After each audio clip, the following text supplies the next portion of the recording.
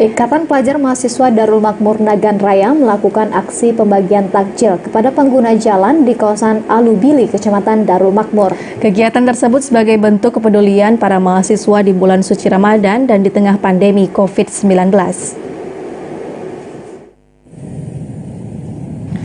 Sebagai bentuk kepedulian sesama di bulan suci Ramadan dan di tengah pandemi COVID-19, Organisasi Kemanusiaan Ikatan Pelajar Mahasiswa Darul Makmur Nagan Raya menggelar aksi bagi takjil bagi para pengendara.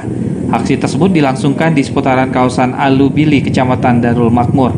Para mahasiswa membagikan sebanyak 500 kotak takjil untuk berbuka puasa bagi para pengendara. Diharapkan dengan pembagian takjil tersebut dapat bermanfaat bagi warga yang menerimanya. Kami di sini terdiri dari organisasi Ikatan Pelajar Mahasiswa Darul Makmur ataupun yang disingkat dengan Ipul Masdam. Di sini kami ada dua daerah. Yang pertama Ipul Masdam Banda Aceh dan yang kedua Ipul Masdam Aceh Barat. Di sini kami sedikit ingin membagi takjil kepada masyarakat. Aksi tersebut berlangsung sehari yang diikuti puluhan mahasiswa asal Kecamatan Darul Makmur. Dari Nagan Raya, Aji Saputra, TVRI Aceh melaporkan.